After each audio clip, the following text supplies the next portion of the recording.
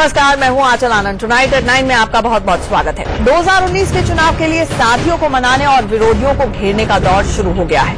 बड़े नेताओं के मुंह से निकले एक एक शब्द के मायने भी तलाशे जा रहे हैं। आज किसकी जुबान से शहद टपका और किसने जहर उगला, ये सब बताने और देश दुनिया का पूरा हाल बताने के लिए एक बार फिर से हम हाजिर हैं। शुरुआत बिहार से करते हैं, जहां पर एनडीए की तकरार पर आज खाना और मखाना हावी दिखा। 2010 में बिहार के सीएम नीतीश कुमार ने गुजरात के तत्कालीन सीएम और मौजूदा प्रधानमंत्री नरेंद्र मोदी को दावत देकर कैंसिल कर दी थी।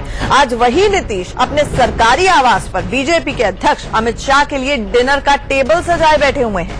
डिनर से पहले आज सुबह बिहार के सीएम और JDU chief Nitish Kumar breakfast पर अमित शाह से मिले। सरकारी अतिथिशाला में नाश्ते का इंतजाम था, लेकिन नाश्ता 45 मिनट तक चल गया। जाहिर सी बात है कि नाश्ते की टेबल पर सियासत और गठबंधन को लेकर भी बात हुई होगी। और अब सीएम आवास पर डिनर के बहाने नीतीश और शाह के बीच सीट शेयरिंग को लेकर चर्चा चल रही है। जरिए पूरा करने की कोशिश है। अमित शाह पहुंच चुके हैं नीतीश कुमार के घर और डिनर पर अब चर्चा होगी कि आखिर सीट शेयरिंग फॉर्मूला क्या होगा भाजपा और जेडीयू के बीच।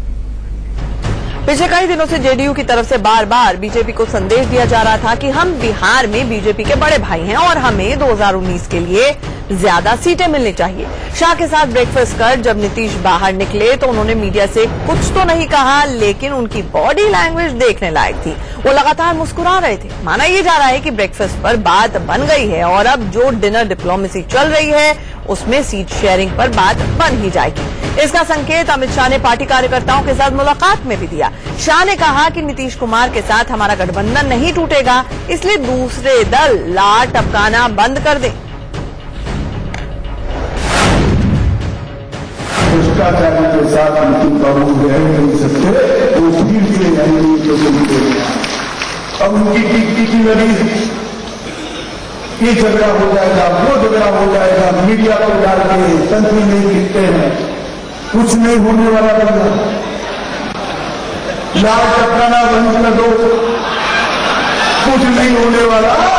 नीतीश जी और हमारा गठबंधन बिहार के अंदर 40 की 40 सीट जीतकर एनडीए की सरकार करेगा। उधर कभी 25 सीटों की खुलेआम डिमांड करने वाली जेडीयू भी अब सीट शेयरिंग को लेकर सार्वजनिक बयानबाजी से बच रही है ताकि गठबंधन में कोई तनाव न आए। राजनीतिक तौर पर न सीटों की कोई मांग करेगा न उसका कोई विरोध करेगा, इसलिए पिछले हफ्ते में नीतीश जी के बयान आने के बाद कि एनडीए में सब कुछ ठीक ठाक है, बयानबाजी पर विराम लगा हुआ है। डिनर पर नीतीश कुमार से मुलाकात से पहले ही अमित शाह ने ऐलान कर दिया कि गठबंधन में कहीं कोई आंच नहीं है और बिहार की सभी 40 लोकसभा सीटें एनडीए के खाते में जाएंगी। लेकिन ये सवाल अभी भी वहीं खड़ा है कि इन 40 में से बीजेपी और जेडीयू कितनी सीटों पर लड़ेगी और बाकी दोनों सहयोगी दल एलजेपी और आरएलएसपी के लिए कितनी सीटें छोड़ेगी। ये यक्ष प्रश्न अभी तक खड़ा है। बीजेपी अध्यक्ष अमित शाह के पटना दौरे पर सियासी हंगामा भी जमकर हुआ। कांग्रेस और आरजेडी के कार्यकर्ता शाह के दौरे के खिलाफ सड़कों पर उतरे। कांग्रेस ने पटना के हड़ताली मोड़ पर काले झंडे के साथ प्रदर्शन किया और अमित शाह को गो बैक के नारे लगाए। वहीं आरजेडी कार्यकर्ताओं ने शाह के विरोध के लिए पकौड़ा प्रदर्शन किया। पकौड़ा तलकर शाह के पटना दौरे का विरोध जताया गया। 2019 का चुनाव नजदीक आते ही कांग्रेस बैठे बिठाए बीजेपी को बड़ा मुद्दा दे जाती है। इस बार मुद्दा दिया है कांग्रेस सांसद शशि थरूर ने, जिनके बयान से जहां कांग्रेस पार्टी असहज हो गई है, वहीं बीजेपी को हिंदू कार्ड खेलने का मौका दे दिया। दरअसल तिरुवनंतपुरम में थरूर एक कार्यक्रम में 2019 के चुनाव की चुनौतियों पर बोल रहे थे। यहां पर उन्होंने कह दिया कि अगर फिर से बीजेपी की सत्ता आई तो भारत हिंदू पाकिस्तान बन जाएगा और संविधान की भी धज्जियां उड़ाई जाएंगी। So the great danger then is, if they have been able to win a repeat of their current strength in the Lok Sabha, then frankly, our democratic constitution as we understand it will not survive, because then they will have all the three elements they need to tear up the constitution of India and write a new one. And that will be a new one that will enshrine the principle of a Hindu Rashtra, that will remove equality for the minorities, that will create a Hindu Pakistan. अब शशि थरूर के इस बयान को BJP ने भुनाने में जरा भी देर नहीं की। बीजेपी ने साफ कर दिया कि ये बयान बताता है कि कैसे कांग्रेस हिंदू, हिंदुस्तान और हिंदुस्तानियों से नफरत करती है।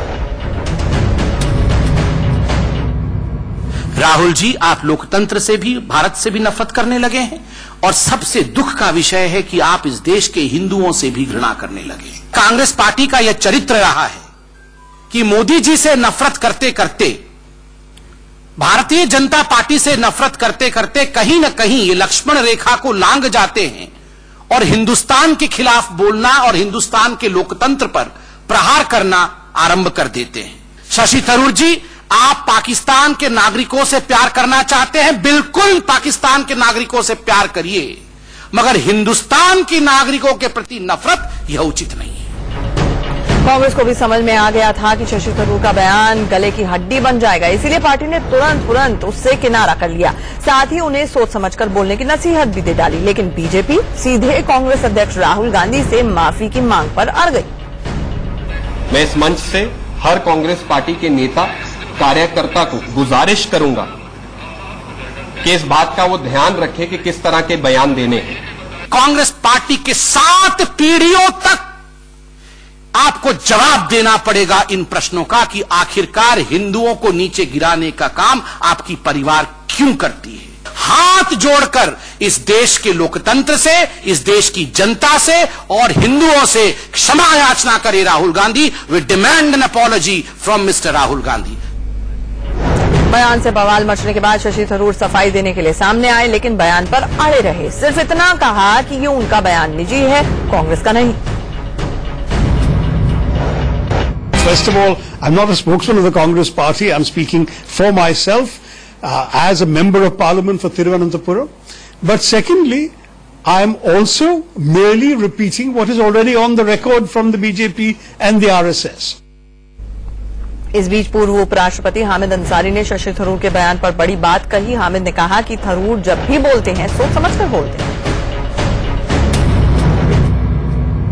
भाई, मैंने पढ़ा नहीं है शशि थरूर जी ने क्या कहा है, मगर वो पढ़े लिखे आदमी हैं, लेखक हैं, मेंबर ऑफ पार्लियामेंट हैं, पार्लियामेंट की एक्सटर्नल अफेयर्स कमेटी के चेयरमैन हैं, तो वो जो कहेंगे वो सोच समझ के कहते हैं।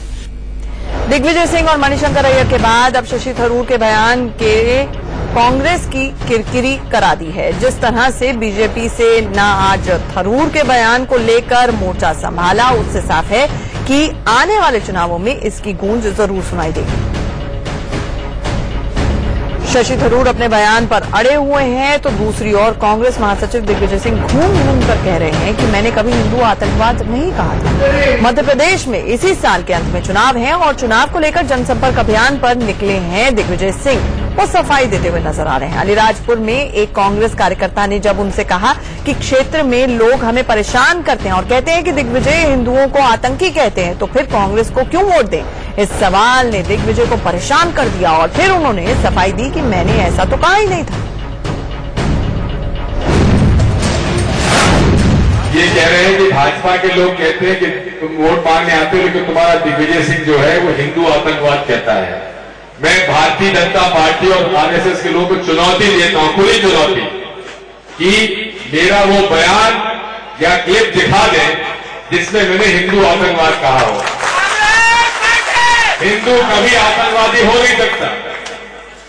मैं हिंदू हूं, सनातन धर्मी हूं और उनसे बेहतर धर्म का पालन करता हूं। और मैं कहता हूं संघी आतंकवाद नहीं कहता। सारे आरएसएस के लोग आतंकवादी नहीं हो सकते, लेकिन जो पकड़े जाते हैं वो क्यों केवल संघी के हैं। अब बात आरएसएस प्रमुख मोहन भागवत के एक बड़े बयान की। जिस आरएसएस पर मोदी सरकार का रिमोट कंट्रोल होने का आरोप लगता रहा है, उसी आरएसएस के प्रमुख को अपनी नौकरी जाने का डर लगता है। गुजरात के सोमनाथ में आयोजित आरएसएस के क्षेत्रीय पदाधिकारियों की बैठक में हिस्सा लेने पहुंचे मोहन भागवत ने ऐसा बयान दिया जिसे लेकर कई तरह के कयास लगने लगे हैं। पहले सुनिए कि मोहन भागवत ने कहा क्या। मैं बोलूंगा तो मेरी नौकरी जाएगी, मैं बोलूंगा तो मेरी नौकरी जाएगी। मैं बोलूंगा तो मेरी नौकरी जाएगी। अब ये किसी की समझ में नहीं आ रहा है कि मोहन भागवत की नौकरी छीनने की हिम्मत किसमें है। संघ प्रमुख के बोलने से किसको दिक्कत है। मोहन भागवत ने बोलने पर नौकरी जाने की बात हंसते हुए कही। संघ के जानकार इसे मोहन भागवत का ह्यूमर यानी कि हंसी मजाक का तरीका बता रहे हैं। फिर भी विरोधियों को गॉसिप का मसाला तो मिल ही गया है। संघ प्रमुख के बयान को इस बात का संकेत भी बताया जाने लगा है कि आरएसएस और बीजेपी में सब कुछ ठीक ठाक नहीं चल रहा है। राहुल गांधी ने अमित शाह की कौन सी नकल की योजना बनाई है, ये भी आपको दिखाएंगे, लेकिन अभी देखते हैं राजनीति की कुछ और खबरें। मध्य प्रदेश के ग्वालियर में बीजेपी दफ्तर में पार्टी की 2 महिला नेताओं के बीच में जमकर झगड़ा हुआ। दोनों एक दूसरे पर अश्लील वीडियो वायरल करने का आरोप लगा रही थी। हरियाणा के रेवाड़ी में स्वराज इंडिया के प्रमुख योगेंद्र यादव की बहन के अस्पताल पर इनकम टैक्स विभाग ने छापेमारी की। योगेंद्र यादव ने छापेमारी को राजनीतिक साजिश बताया। कोलकाता में बीजेपी महिला मोर्चा के सदस्यों और पुलिस के बीच झड़प हो गई। बीजेपी ने टीएमसी और पुलिस पर पीएम के वीडियो कॉन्फ्रेंसिंग कार्यक्रम में खलल डालने का आरोप लगाया। नागपुर में कांग्रेस और एनसीपी के विधायकों ने महाराष्ट्र के नानर रिफाइनरी प्रोजेक्ट का विरोध किया और फडणवीस सरकार के खिलाफ जमकर नारेबाजी की। बीजेपी अध्यक्ष अमित शाह को बात बात पर कोसने वाले कांग्रेस अध्यक्ष राहुल गांधी अब उन्हीं के नक्शे कदम पर चलते हुए नजर आ रहे हैं। राहुल गांधी उन लोगों से मिलना चाहते हैं जिन्होंने अपने अपने क्षेत्र में ख्याति हासिल की है। राहुल ने कांग्रेस की हर राज्य यूनिट को ऐसे लोगों की लिस्ट बनाने को कहा है ताकि उनसे संपर्क किया जा सके। पिछले दिनों ही बीजेपी ने संपर्क फॉर समर्थन अभियान शुरू किया है और खुद अमित शाह प्रबुद्ध लोगों से मुलाकात भी कर रहे हैं।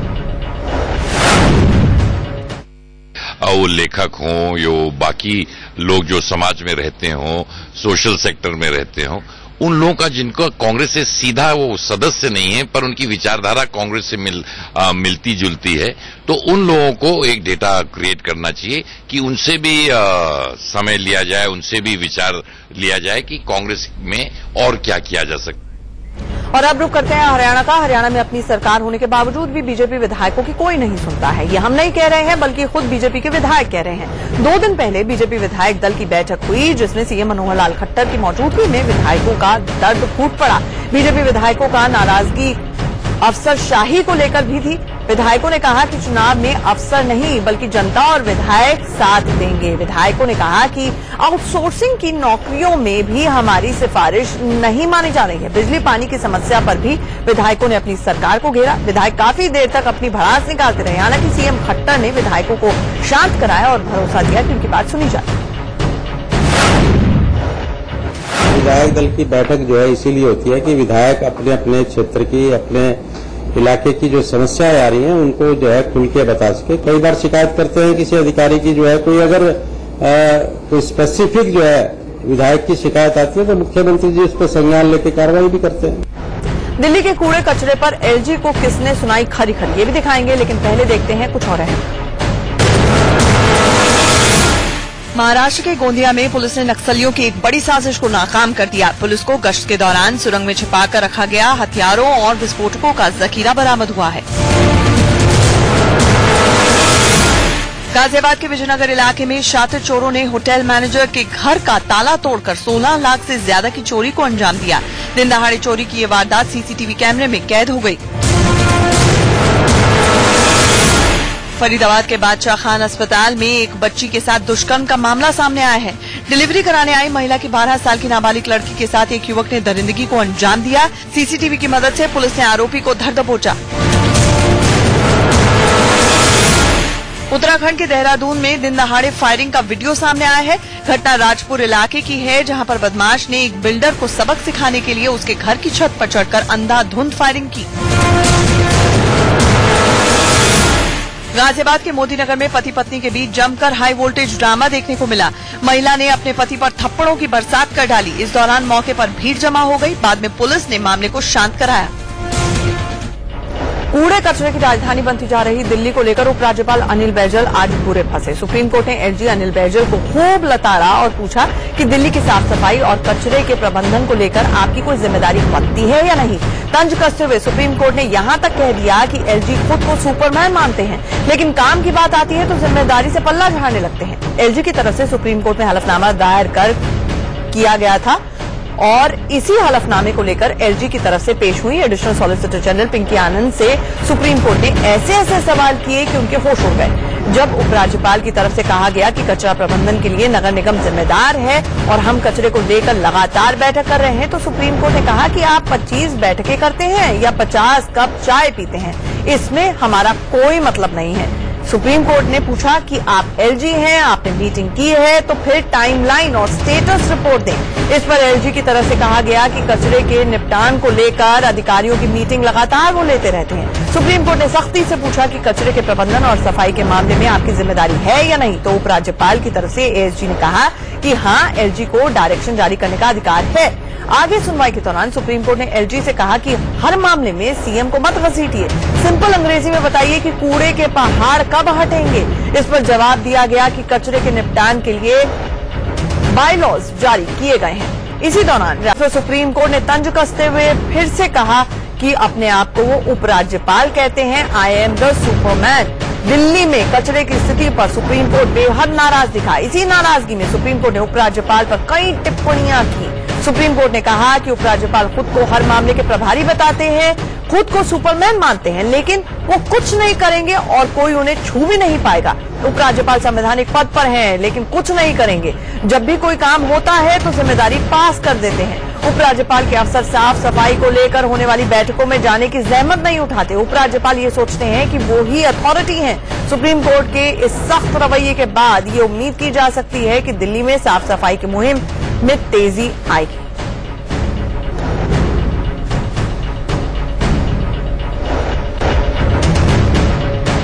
और अब बात उस स्कूल की जहां पर मासूम बच्चों को बंधक बनाए जाने पर पूरे देश में हड़कंप मच गया। दिल्ली के राबिया गर्ल्स स्कूल में छोटी छोटी बच्चियों को फीस के लिए बंधक बनाए जाने के मामले में दिल्ली के मुख्यमंत्री अरविंद केजरीवाल और डिप्टी सीएम मनीष सिसोदिया बलीमारान इलाके के उस स्कूल में पहुंचे और उस बेसमेंट में गए जहां पर 59 बच्चियों को 5 घंटे तक बंधक बनाकर रखा गया था। केजरीवाल और सिसोदिया ने सबसे पहले स्कूल में पढ़ने वाली छोटी छोटी बच्चियों से बात की। इसके बाद केजरीवाल और सिसोदिया ने बच्चों के पेरेंट्स से बात की। पेरेंट्स की शिकायत सुनने के बाद केजरीवाल ने राबिया स्कूल के प्रिंसिपल को बुलवाया और जमकर क्लास लगाई। मैडम, आपका जो भी केस है, हर एक का अपना केस, आप बताइए कि क्यों बच्चों को यहाँ रखा था? Direct contact with the parents. बच्चों से थोड़ी होता है? नहीं, बच्चों को जब वो लेने आएंगे तो उनसे 1-to-1 तो सीधे आपके पास फोन नंबर होंगे पेरेंट्स के? सर, फोन करके देख चुके हैं। एड्रेस होंगे? तो आप बच्चों को यहाँ रख के, this is not a way of direct contact. Kidnapping है? ऐसा नहीं, मतलब आप प्रिंसिपल हैं, आप की समाज में प्रिंसिपल की बहुत बड़ी स्टेटस होती है ना? सारे पेरेंट्स अपने बच्चों को आपके सुपुर्द करके जाते हैं। एग्जैक्टली। तो mother never does like this. Mother का तो कलेजा फट जाता है अगर बच्चे गर्मी में बैठ जाते हैं। सर, यहाँ आप टेम्परेचर देख लीजिए कितना है। तो यहाँ पे पंखे के एग्जॉस्ट भी बंद था। तो इस तरह से फीस को लेने के लिए बच्चों को गलत तरीके से इस्तेमाल करना ये जायज नहीं है। तो हम आपसे निवेदन करते हैं, जो भी इस पे कार्रवाई होगी कानूनी, वो तो हम लोग करेंगे, ठीक है? पुलिस अपनी कार्रवाई कर रही है, दिल्ली सरकार अपनी कार्रवाई करेगी, लेकिन फ्यूचर में इस किस्म की हरकत बिल्कुल बर्दाश्त नहीं की जाएगी। मान लीजिए पेरेंट्स ने फीस भी नहीं दी, तो उनके बच्चों को आप पेरेंट्स से बात करने के लिए एक कमरे में रखेंगे, किसी भी कमरे में रखेंगे, और आप बच्चों को यूज करके पेरेंट्स से मिलना चाहेंगे कि जब तक हम इकट्ठा कर लेते हैं, जब पेरेंट्स आएंगे, मतलब बच्चों को रख के पेरेंट्स को मजबूर करेंगे मिलने के लिए। ये कौन से डायरेक्टिव में है जी आपका? सर, द पेरेंट्स नहीं, you said we need some directives. What is the directive? No, in future if we are, ये क्लियर डायरेक्शन है, अभी से है। किसी भी बच्चे को किसी भी वजह से परेशानी नहीं होनी चाहिए। और आज की एक और बड़ी और अच्छी खबर, आप अगर अपार्टमेंट या फिर मल्टी स्टोरी बिल्डिंग में रहते हैं तो आप अपने नाम से खुद का अलग से बिजली कनेक्शन ले सकेंगे। योगी सरकार ने इस फैसले से लोगों को बड़ी राहत दी है। उत्तर प्रदेश नियामक आयोग ने कहा है कि 31 मार्च 2019 तक प्रदेश में सभी मल्टी स्टोरी बिल्डिंग्स को सिंगल पॉइंट से मल्टी पॉइंट कनेक्शन में बदलना होगा। कोई भी उपभोक्ता सीधे बिजली विभाग से बिजली कनेक्शन ले सकेगा। इससे नोएडा, गाजियाबाद, मेरठ और एनसीआर के 5 लाख उपभोक्ताओं को फायदा मिलेगा। आपको बता दें कि अपार्टमेंट और मल्टी स्टोरी बिल्डिंग में रहने वाले लोग सिंगल पॉइंट कनेक्शन की वजह से बिल्डर की मनमानी से परेशान थे, लेकिन अब ये व्यवस्था खत्म कर दी गई। इसमें शिकायत थी और ये हमारे संज्ञान में भी आया जब हम शुरुआत में जब हमारी सरकार बनी थी, और तब से हमारा प्रयास था कि भाई ये सिस्टम हमारे यहाँ जो सिंगल पॉइंट सिस्टम है उसको हम मल्टी पॉइंट सिस्टम में कन्वर्ट करना चाहते हैं। तो ये पूरा जो निर्णय है ये नियामक आयोग में कल हुआ है और बहुत अच्छा फैसला है। और इसमें ये भी मैंडेटरी कर दिया है कि अब 31 मार्च 2019 तक जितने भी लोग हैं उनको multi point connections provide consumers को करने होंगे। आपको बता दें कि करीब 4 साल से ये मामला बिजली विभाग में लंबित पड़ा हुआ था। यूपी ऐसा पहला राज्य है जिसने इस मामले में सख्त रुख अपनाते हुए ये फैसला लिया है, क्योंकि बिल्डर्स की मनमानी से लोग परेशान थे। अपार्टमेंट में बिजली कनेक्शन के लिए बिल्डर बिजली विभाग से 10 से 20 किलोवाट और 50 से 100 किलोवाट तक का सिंगल पॉइंट कनेक्शन ले लेते थे। वहीं बिल्डर लखनऊ में 10 से 12 रुपए प्रति यूनिट तो नोएडा, गाजियाबाद में 15 से 25 रुपए प्रति यूनिट तक वसूलते थे। लेकिन अब नई व्यवस्था में बिल्डर केवल बिल्डिंग तक तार, ट्रांसफार्मर और मीटर की व्यवस्था करके देगा, जबकि उपभोक्ता अलग से बिजली कनेक्शन ले सकेंगे। राम की अयोध्या में सरयू किनारे कुरान पढ़ने का विवाद क्या है, ये भी दिखाएंगे, लेकिन अभी जल्दी से देख लेते हैं कुछ और खास खबर। यूपी के सुल्तानपुर में ट्रक और बोलेरो की जबरदस्त टक्कर में 4 लोगों की मौत हो गई, जबकि 9 लोग गंभीर रूप से घायल हैं। बताया जा रहा है कि बोलेरो सवार एक शादी में शामिल होने के लिए जा रहे थे। यूपी की बस्ती में दबंगों ने एक बच्ची पर केरोसिन डालकर जिंदा जला दिया। घायल बच्ची को अस्पताल में भर्ती कराया गया है। ये पूरा विवाद खेत में पानी लगाने को लेकर था। पुलिस ने मामला दर्ज कर लिया है। यूपी के बुलंदशहर में हिंदू युवा वाहिनी कार्यकर्ताओं के डर से एक गांव में मुस्लिम परिवार के 16 लोगों ने अपना घर छोड़ दिया।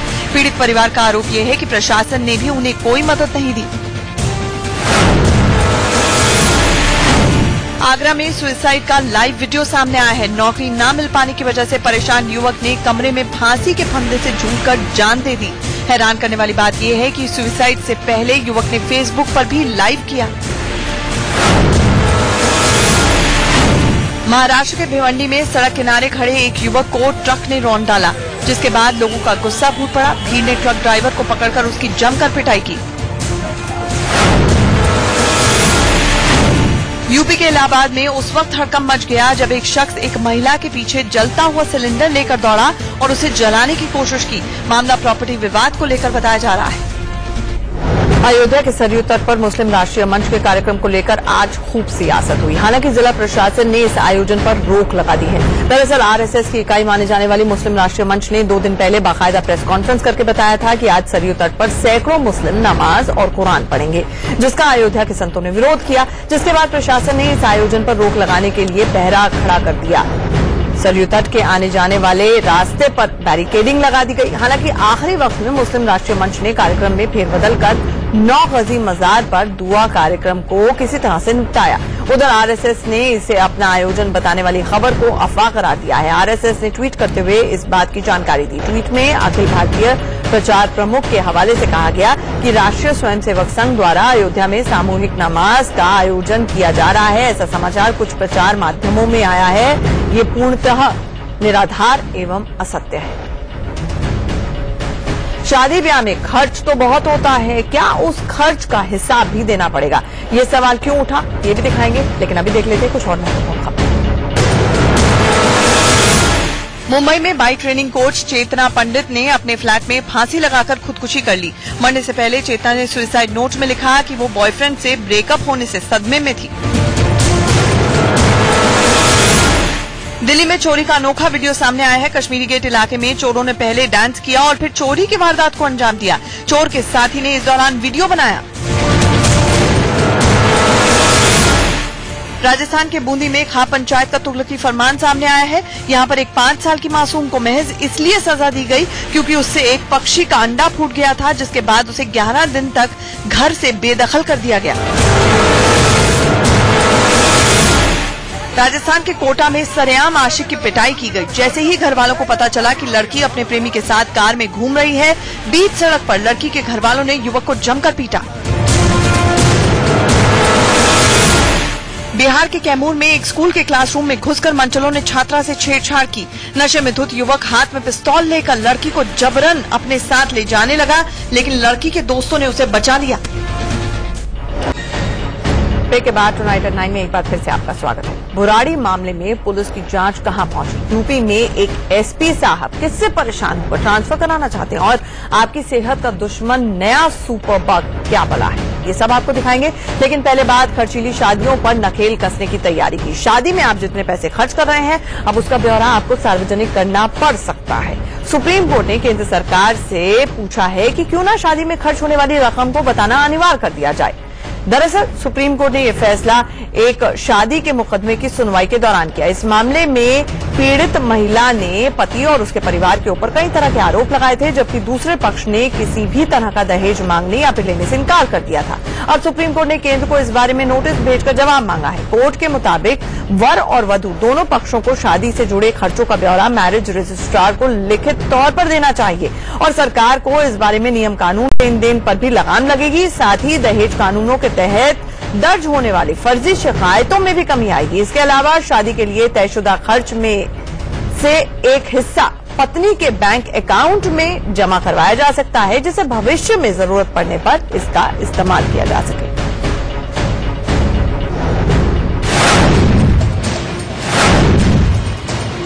विवाह संबंधित मामले जब भी कोर्ट में आते हैं तो अक्सर शादी में खर्च की गई रकम को लेकर दोनों ही पक्षों में आरोप प्रत्यारोप होता है। यही वजह है कि सुप्रीम कोर्ट ने केंद्र सरकार को कहा कि क्यों ना एक ऐसा कानून बनाया जाए जिसमें शादी में खर्च की गई रकम को दोनों ही पक्ष हलफनामे के स्वरूप मैरिज रजिस्ट्रार को ये बताएं कि शादी में उन्होंने कितना खर्च किया, ताकि ऐसे मामले जब अदालत में आए तो उन्हें निपटाने में अदालत को आसानी हो और ये भी पता चल सके कि कौन सच बोल रहा है और कौन झूठ। आपको बता दें कि इससे पहले हरियाणा सरकार कानून के तहत अपने कर्मचारियों को दहेज का ब्यौरा देने का फरमान भी सुना चुकी है। समलैंगिकता अपराध है या नहीं, इसे तय करने के लिए सुप्रीम कोर्ट में सुनवाई आज भी जारी रही। आज इस मामले की सुनवाई के दौरान सुप्रीम कोर्ट ने बहुत अहम बात कही। सुप्रीम कोर्ट ने कहा कि आईपीसी की धारा 377 खत्म हुई तो सहमति से समलैंगिक रिश्ते बनाने वालों पर सामाजिक कलंक और भेदभाव भी मिट जाएगा। वहीं इस मामले में केंद्र की ओर से कोर्ट में पेश additional solicitor general Tushar Mehta ने सरकार का पक्ष रखा। सरकार ने फैसला कोर्ट पर छोड़ दिया है। इसके बाद सुप्रीम कोर्ट ने साफ कर दिया कि वो एलजीबीटी समुदाय में यौन संबंधों को लेकर संविधान के दायरे में क्या आता है, इस पर विचार कर रहा है। इस मामले की सुनवाई 17 जुलाई तक जारी रहेगी, जिसके बाद संविधान पीठ फैसला सुनाएगी कि समलैंगिकता अपराध है या नहीं। दिल्ली के बुराड़ी कांड में सभी 11 लाशों की पोस्टमार्टम रिपोर्ट आ गई है। पोस्टमार्टम रिपोर्ट के बाद दिल्ली पुलिस ने कहा है कि सभी 11 लोगों की मौत लटकने से हुई है। साथ ही दिल्ली पुलिस ने यह भी बताया कि इस मामले में किसी तांत्रिक या फिर बाबा की भूमिका सामने नहीं आई है। आपको बता दें कि बुराड़ी के संतनगर में भाटिया परिवार के 10 सदस्यों के शव 1 जुलाई को घर में फांसी के फंदे से लटकते हुए मिले थे, जबकि बुजुर्ग महिला नारायणी देवी की लाश घर के दूसरे कमरे में फर्श पर पड़ी हुई मिली। और अब बात माफिया डॉन मुन्ना बजरंगी की हत्या को लेकर हुए बड़े खुलासे की। इंडिया न्यूज को सूत्रों से खबर मिली है कि मुन्ना बजरंगी को बागपत जेल में शिफ्ट करने से पहले पुलिस ने अचानक से स्ट्रैटेजी बदली। बजरंगी को बागपत जेल में शिफ्ट करने का कोई प्लान नहीं था। इस बारे में जेल मजिस्ट्रेट से पहले से परमिशन नहीं ली गई थी। बजरंगी को भी बागपत जेल शिफ्ट करने की जानकारी नहीं दी गई थी। उसे कहा गया था कि उसे जिला अस्पताल या फिर पुलिस लाइन में रखा जाएगा, लेकिन अचानक से बजरंगी को बागपत जेल में शिफ्ट करने की इजाजत ली गई और उसके मना करने के बावजूद उसे शिफ्ट किया गया। जेल में जहां मुन्ना बजरंगी की हत्या हुई वहां पर 3 कुर्सियां रखी हुई थी। एक पर मुन्ना बैठा हुआ था, दूसरी कुर्सी पर सुनील राठी और तीसरी पर कौन था, ये अभी भी सवाल बना हुआ है। इससे पहले मुन्ना की 2 तस्वीरों पर भी सवाल खड़े हुए थे। आगे बढ़ते हैं। गाजियाबाद में डीएम और एसएसपी के बीच ठन गई है। गाजियाबाद के डीएम ऋतु माहेश्वरी और एसएसपी वैभव कृष्ण के बीच मामला इतना बढ़ गया कि लखनऊ तक जा पहुंचा है। डीएम ऋतु माहेश्वरी और एसएसपी वैभव कृष्ण के बीच तकरार चल रही है। खबरों के मुताबिक सरकार ने हाल ही में एक आदेश जारी किया था, जिसमें जिले के एसपी और एसएसपी को निर्देश दिया गया था कि थाने पर किसी भी ट्रांसफर या फिर पोस्टिंग से पहले डीएम की सहमति जरूर लें। ये फैसला ही गाजियाबाद में डीएम और एसएसपी के बीच जंग की वजह बन गया। मामला इतना बढ़ चुका है कि एसएसपी वैभव कृष्ण ने प्रमुख सचिव गृह को पत्र लिखकर अपने ही ट्रांसफर की मांग कर डाली है। प्रमुख सचिव अरविंद कुमार ने माना कि दोनों का विवाद लखनऊ तक पहुंच चुका है और जल्दी ही दोनों अधिकारियों को बुलाया जाएगा। हालांकि गाजियाबाद की डीएम ऋतु माहेश्वरी ने मीडिया से बात करने से इनकार कर दिया। उनके मुताबिक किसी तरह का कोई विवाद नहीं है। सवाल उठता है कि जब कोई विवाद ही नहीं है तो लखनऊ तक मामला पहुंचा कैसे। मायानगरी मुंबई में आफत की बारिश तो थम गई, लेकिन पड़ोसी गुजरात में तेज बारिश से बाढ़ जैसे हालात बन गए। आज सुबह से हो रही लगातार बारिश ने वडोदरा, नवसारी और वलसाड़ का क्या हाल कर दिया है वो देख रहे हैं आप। शहर के रिहायशी और निचले इलाकों में पानी भर गया। वहीं सूरत शहर के कई हिस्सों में भी जलभराव से लोग परेशान हैं। सौराष्ट्र के कई इलाकों में आफत की बारिश से सड़कें डूबी हुई नजर आई, घरों में पानी भर गया। दक्षिण गुजरात खासतौर पर वलसाड़ और नवसारी जिलों में सुबह से ही मूसलाधार बारिश हो रही है, जिसके चलते सड़कों पर पानी भर गया है और नदियां उफान पर हैं। भारी बारिश से जनजीवन पूरी तरह से प्रभावित हुआ है। HIV के बाद दुनिया में एक और बड़ी बीमारी फैल रही है। इसका नाम है माइकोप्लाज्मा जेनेटिलियम यानी कि MG।